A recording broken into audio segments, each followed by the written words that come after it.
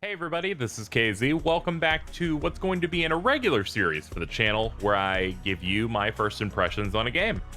This can be for a variety of reasons. Usually something doesn't necessarily fit as a Let's Play on the channel, but I do like to make content on games, so it made sense to do this type of thing. I also, for this video, got invited by Ubisoft ahead of the Ubisoft Forward event. Last week I got the chance to play Watchdogs Legion for about 4 hours, and I wanted to talk about my experience with it. So let's jump into that. For people who don't know, Watch Dogs is a series of open world sandbox style GTA games, with the main thing that differentiates it is that you are a hacker. So you have the ability to hack various electronic devices, make cars go haywire, hack into cameras to scope out different areas. You have different gadgets. It's interesting. This particular entry is about you playing as the hacking group DedSec, who are framed for various bombings that happen in London, which causes the domino effect of the rise of crime. This military corporation called Albion takes over the city. You've got to liberate the city, clear your name, solve the conspiracy. It's a very basic plot. Jumping into it, what makes the game a bit different is that, unlike the other ones, you don't have a singular main character, because it's Legion. It is DedSec itself. You can just recruit people to the organization. This can be a variety of things. It could be anyone you find on the street, or some of the specialized ones that you can find on your map. They all have their own different jobs. Like, you can find spies that can cloak themselves and have cool spy cars, or you could get a construction worker who can have like a really helpful drone, or can get you into construction sites. And you have all of these different types that you can recruit and have different uses for.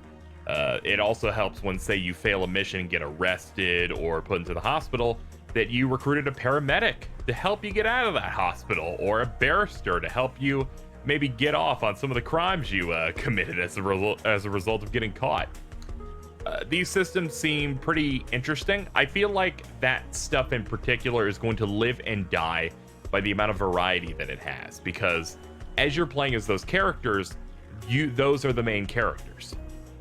Throughout the main missions, they talk. They are not silent protagonists, so they fully voice their lines. They have sometimes different deliveries for different scenes, from what I can tell, which felt incredibly fresh, though I feel like this could be potentially a deal breaker for people who really want to get immersed in a character. And your main character will not be like that, because you'll be constantly swapping, and I imagine you'll want to maybe throw some characters away potentially, or maybe you want to hot swap to someone that's more useful. So if you're looking for that, you may find yourself disappointed if you're looking for a main character with a bit more depth. But from what I played, it seemed fresh, new, and something I hadn't really encountered before, and definitely an upgrade from playing a lot of games the past couple of years, because I play more Japanese games, where they end up using more of a silent protagonist, which I feel like is a lot worse, because it's just this blank slate where nothing's going on. But overall, I feel like the system's really interesting, but it really is going to have to live and die by the variety that exists within the game. If you find yourself constantly getting doubles of recruitment missions, or doubles of, like, just the characters always feeling samey, or repeat voice acting and stuff like that, I feel like that's the Achilles heel to this type of game.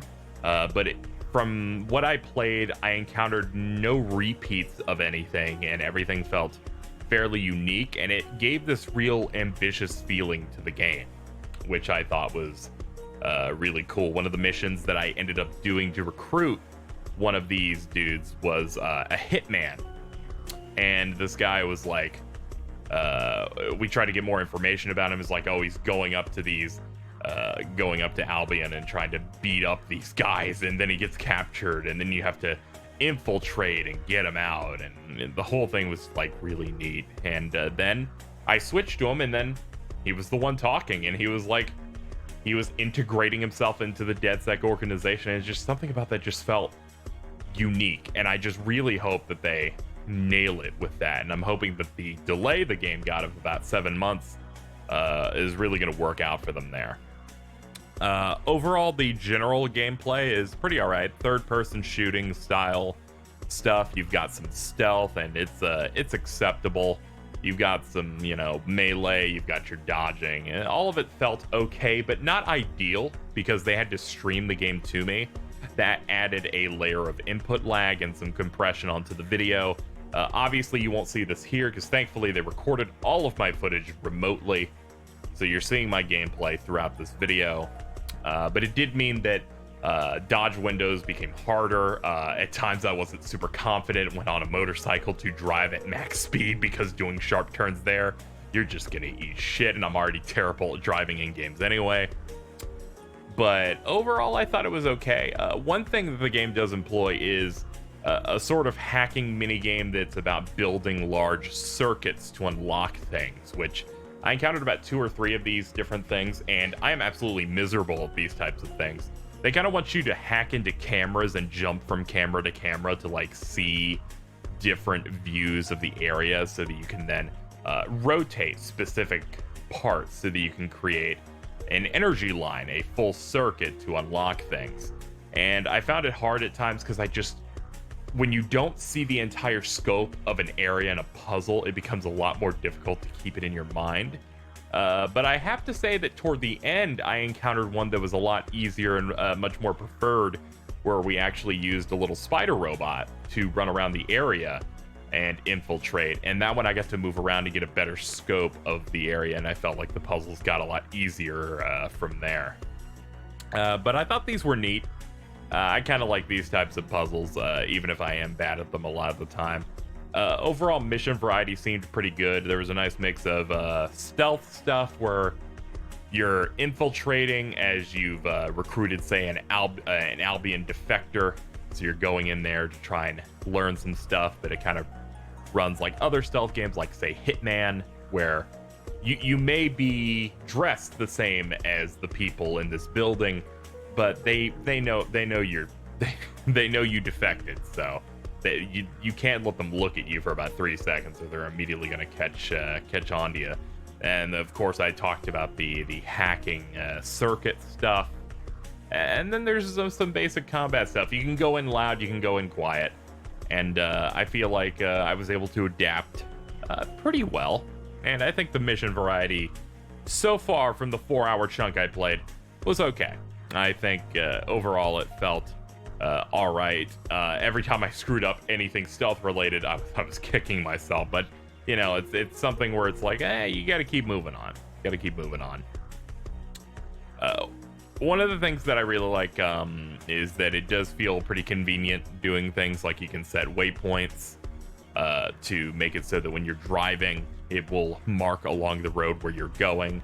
Of course, you have to adjust to the driving on the different side of the road for us Americans. And then what else of interest? I really liked one of the abilities the construction worker had, where you could spawn in a heavy duty drone, and then you could climb onto it, hack it, and then fly with it.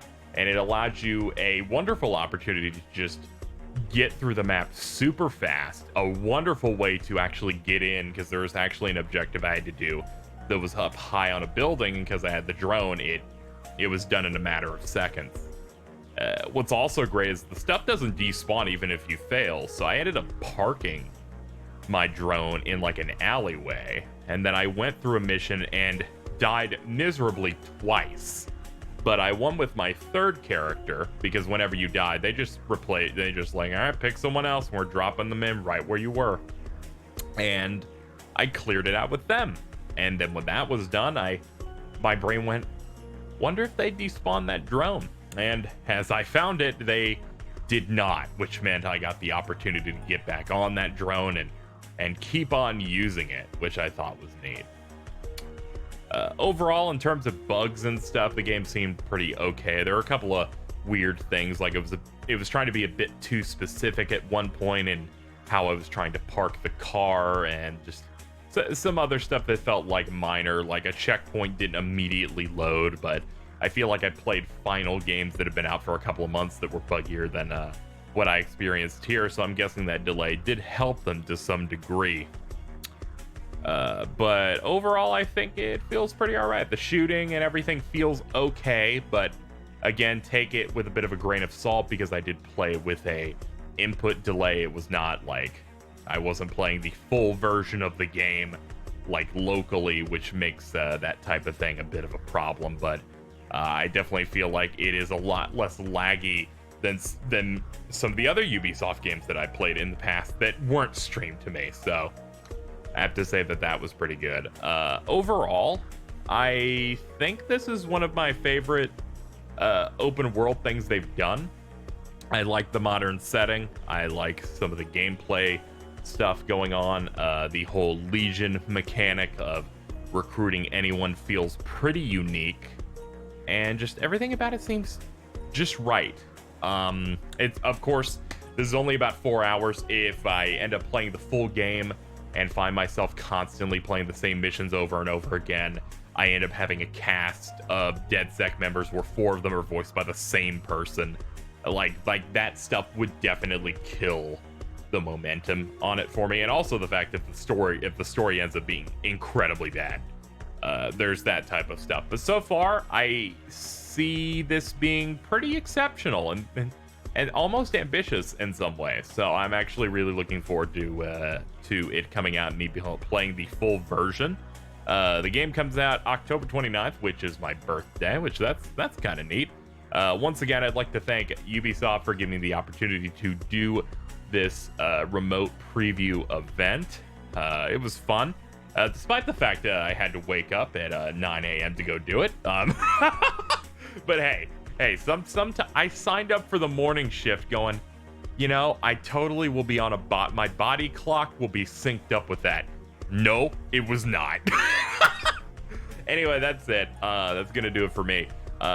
We'll probably do another one of these videos soon for Bloodstained Curse of the Moon 2, since I did get a copy of that from Inti Crates, so I will be talking about that soon. But that's gonna do it for me. If you're interested in Watchdogs Legion, I don't know, fucking go to a store.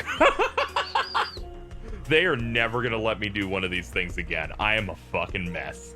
If you like this, like the video, subscribe, and that's it. I'm out.